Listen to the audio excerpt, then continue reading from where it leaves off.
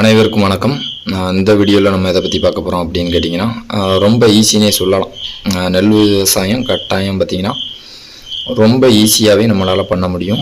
கிட்டத்தட்ட ஒரு 120 நாள் நமக்கு நாற்றோடு சேர்த்து ஒரு 120 நாள்லேயே நம்ம நெல்லை அறுத்து காசாக்கிடலாம்.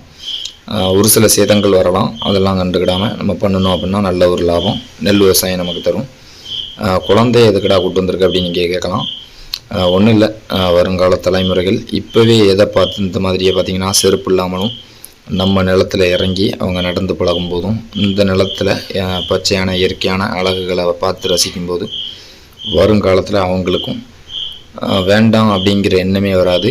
எப்போதும் நம்ம இந்த மண்ணில் தானே பிறந்து வளர்ந்தோம் அப்படிங்கிற எண்ணத்தோடு அவங்களும் விவசாயத்தை ரொம்ப ரசித்து பண்ண ஆரம்பிப்பாங்க. கட்டாயம் அவங்களுக்கு அவங்க வாழ்கிறதுக்கு விவசாயம்னா 3 நேரம் நமக்கு உணவு தருது அப்படிங்கிறத நம்ம அவங்க குழந்தையாக இருக்கும்போதே சொல்லி கொடுக்க ஆரம்பிச்சிட்டோம் அப்படின்னா நிறைய குழந்தைகள், அதாவது பார்த்திங்கன்னா வெளியே அவங்களுக்கு விவசாய நிலத்தை பார்க்கவே முடியாத சூழ்நிலையில் நிறைய குழந்தைகள் வெளியூர்லேயும் வெளிநாடுகள்லேயும் வளர்ந்துக்கிட்டு இருக்காங்க.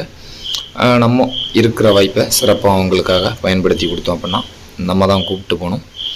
நல்ல பழக்கங்களை நிறைய நம்ம சொல்லி கொடுக்கும்போது அதையே நம்ம குழந்தைகளும் செய்ய ஆரம்பிப்பாங்க அப்படின்னு சொல்லிட்டு நிறைய, அதாவது சின்ன வயசில் எங்கள் அப்பாலாம் இனி இந்த மாதிரியாக கூட்டு போனதில்லை அப்படின்னு சொல்லிட்டு நம்ம குழந்தை எப்போ வயலுக்கு போனாலும் சரி, இந்த வீடியோ நம்ம எடுத்துக்கிட்டு இருக்கும்போதே பார்த்தீங்க அப்படின்னா சாயங்காலம், அதாவது மாலை 6 மணிக்கு மேலே தான் 6:40க்கு தாத்தாவை தேடி போகணும் வயலுக்கு அப்படின்னு சொல்லிட்டு நம்ம தோட்டத்தை கூப்பிட்டு போயிட்டாப்புல.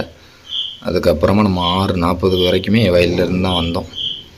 அப்படி பார்த்திங்கன்னா அப்படி தாத்தானா நம்ம வயலில் தான் வேலை பார்த்துக்கிட்டு இருக்கோம் அப்படிங்கிறது இந்த 2 வயசுலேயே குழந்தைக்கு தெரிய ஆரம்பிச்சிட்டு அவரோட கட்டாயத்தின் பேரில் நம்ம ஒரு 6:40க்கு கூட வயலுக்கு போயிட்டு வரோம். இப்போ நெல் நடுவை பற்றி நமக்கு தெரிஞ்ச ஒரு சிலதை பார்ப்போம். 120 நாள் நம்ம ஒரு 22 நாள் நாற்றா இதை வளர்க்குறோம். அதுக்கப்புறமா பார்த்திங்கன்னா நம்ம வயலில் பிடுங்கி வச்சுருவோம். நாற்றை பிடுங்கி அப்படியே நடவு பண்ணிடுவோம்.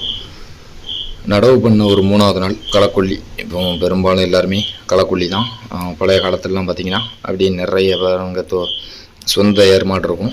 நிறைய தொழில் கலக்கிறது அந்த மாதிரியாக சொந்த வேலை அப்படிங்கிறது நமக்கு அந்த தொழி அடிக்கும்போதே நல்லா தொழி அடித்து தண்ணி அதிகமாக விட்டோம் அப்படின்னா களைப்புல் அதிகமாக வளராது. அது போக பார்த்திங்க அப்படின்னா ஒரு 30-40 நாளுக்குள்ளேயே முதல் களையை பறித்து விட்டுருவாங்க. 2ஆவது களையும் அதே மாதிரி தான். அடி உரமாக நம்ம மாட்டுச்சாணம் நிறைய கொடுக்கும்போது நல்ல ஒரு லாபம் கிடைக்கும். அது இல்லாமல் தேவைக்கு ரொம்ப இல்லாமல் தேவைக்காக செயற்கை உரங்களையும் கொஞ்சம் நம்ம ஒரு மூடை அந்த மாதிரியாக நடவு பண்ணதை டைம்லேயே போட்டுக்கலாம். இப்படி பார்த்திங்க அப்படின்னா நமக்கு ஒரு நெல் நடுவைக்கு நமக்கு அதிகமான செலவு இருக்காது, கம்மியாக தான் இருக்கும். இருக்கிறதுலையே ஈஸியான ஒரு விவசாயம் அப்படின்னே சொல்லலாம்.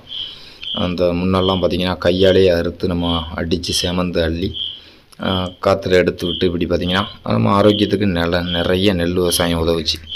இப்போ பார்த்திங்கன்னா எல்லாமே எந்திரமாயிட்டு நமக்கு ஒரு 60 நாள்லேயே 2ஆவது களையும் பறித்து முடிச்சிடும். இந்த களை எடுக்கிற டைம்லாம் நம்ம அடி உரமாகவும் அப்படியே கொஞ்சம் காம்ப்ளெக்ஸ் யூரியா அந்த மாதிரியாக நம்ம களை எடுத்த உடனே கொடுத்தோம் அப்படின்னா அந்த பயிர் நல்லபடியாக வளரும். அதாவது ஒரு 8 சென்ட்டுக்கு நமக்கு ஒரு மாட்டுச்சாணம் நிறைய கொடுத்துருந்தோம் அப்படின்னா கட்டாயமாக ஒரு 3 மூடை உறுதியாக இருக்கும். 3 மூடை அப்படிங்கிற நமக்கு ஒரு 4000 ரூபா பக்கம் கட்டாயம் கிடச்சிரும். ஈஸியாகவும் இருக்கும், ரொம்ப இல்லை, நமக்கு அதிகப்படியான வேலைகள் இல்லை. அதனால் அனைவருமே நெல் விவசாயம் நம்ம எடுத்து பண்ணும்போது ஒரு சிறப்பான லாபம் கட்டாயம் கிடைக்கும். நம்ம சொன்ன மாதிரியே பார்த்திங்கன்னா இப்போது மாடுகள்லாம் மேய்ஞ்சிட்டு வீட்டுக்கு வர டைம் ஆகிட்டு இதுக்கப்புறமா உள்ள இன்னொரு 1/2 கிலோமீட்டர் நம்ம போகணும். அந்த பக்கமாக தோட்டத்துக்கு போகிறோம். பையனோட ஆசைக்காக தாத்தாவை தேடுதான் அப்படின்னு சொல்லிட்டு கிளம்பி வந்துட்டோம். எல்லாருமே விவசாயம் பழகுவோம், மாடுகள் நிறைய வளர்ப்போம்.